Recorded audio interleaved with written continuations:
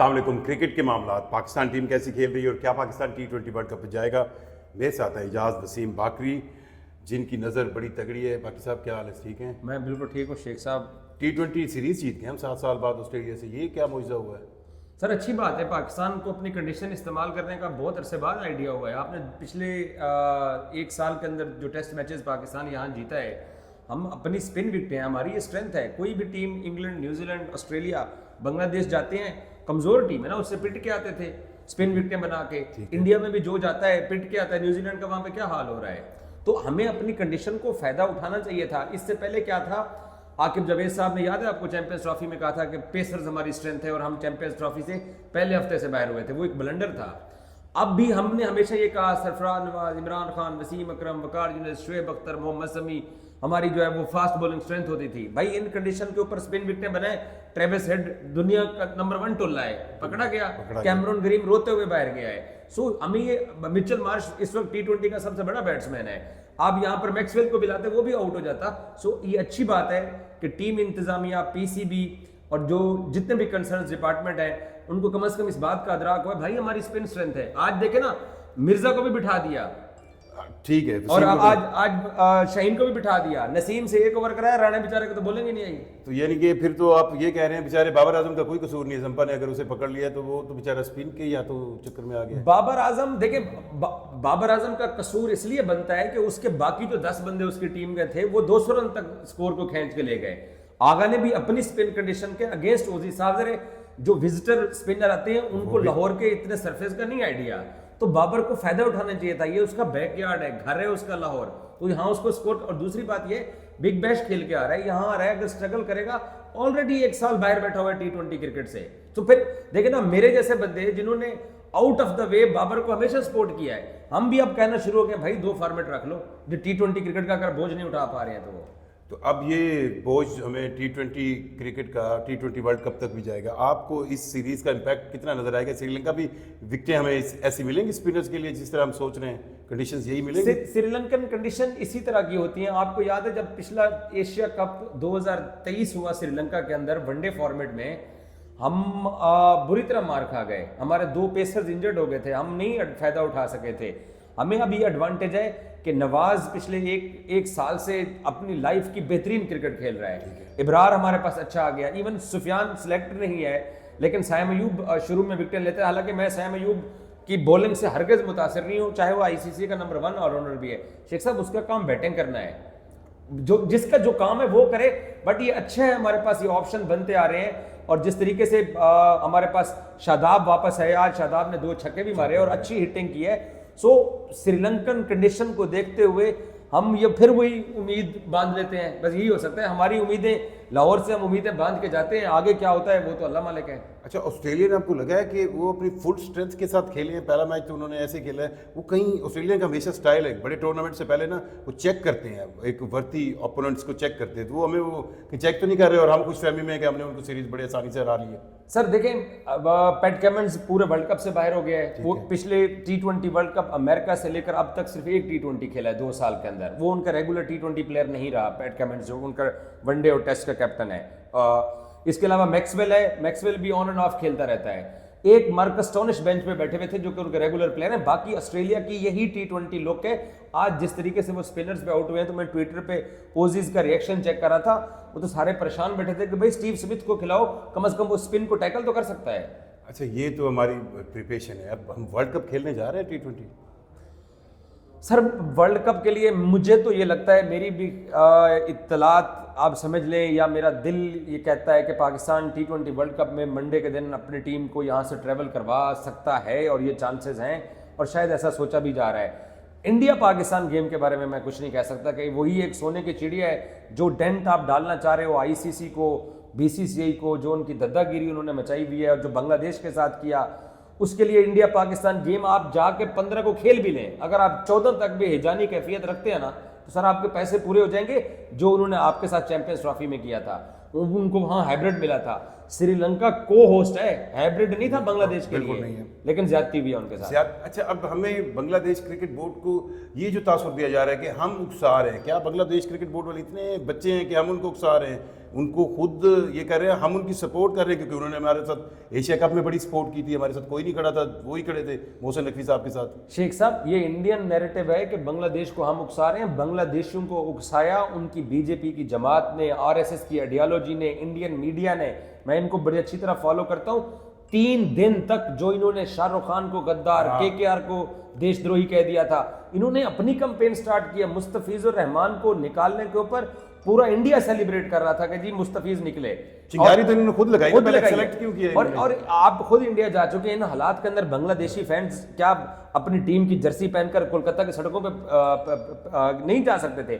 बांग्लादेश ने जो स्टांस लिया वो जबरदस्त है। पाकिस्तान ने जो उनको सपोर्ट किया है वो इसलिए बनता था कि सर ये ब्लैकमेलिंग है। पाकिस्तान एक वर्थ रखती है ना टीम। एशिया कप के अंदर पाकिस्तान क्रिकेट बोर्ड ने एक स्टांस लिया कि मैच रेफरी को चेंज किया जाए, जय शाह ने चेंज नहीं किया, टॉस के ऊपर पाकिस्तान लेट गया। सो ये इंडिया की मिथ को तोड़ने के लिए आपको ये कड़वे घूंट पीने पड़ेंगे जो पाकिस्तान ले रहा है। बट मैं ये चाहूंगा कि 14 तारीख तक भी इसी हिजानी कैफियत के अंदर जाएं, ताकि इनकी वर्ल्ड कप की मार्केटिंग, इनकी वर्थ, और इनको ये पता चले कि क्रिकेट का स्टेक होल्डर इंडिया नहीं है। अगर इंडिया है तो फिर इंडिया ए और इंडिया आपस में खेल रहे हैं, अगर बाकियों के साथ खेल रहे हैं तो फिर आपको इक्वली ट्रीट करना पड़ेगा। वो तो कह रहे हैं कि हम आईपीएल 7 महीने करवा लेंगे और आईपीएल पे ही हम पूरी दुनिया की क्रिकेट करवा लेंगे और आईपीएल की बुनियाद पर ही ग्लोबल क्रिकेट चलेगी।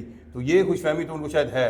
अच्छा, अब ये जो प्रोटेस्ट के डिफरेंट तरीके हैं, मैं जी स्याह पट्टियाँ बांध लें, यहाँ पर फैंस यहाँ तक कह रहे हैं सोशल मीडिया पे आप टाइगर बना लें, तो उसमें कोई चीज़ ऐसी जो आपको लगता हो कि यार ये अडॉप्ट करें, इसका बड़ा इफेक्ट होगा? नहीं, मैं इस हक में हूं कि पाकिस्तान अगर खेलता है तो फिर पूरी तरह क्रिकेट खेले, अगर नहीं खेलता है तो मैं इस हक में भी हूं कि नहीं जाना चाहिए इंडिया के साथ खेलने के लिए। क्योंकि शेख साहब, एक ही मैच है जो रेवेन्यू देता है, एक ही मैच है जिसके लिए ये सारा मेला सजाया जाता है, एक ही मैच है जिससे पैसे आते हैं, और उनको ये सबक सिखाने के लिए कि हम एक बड़ा स्टेक होल्डर हैं।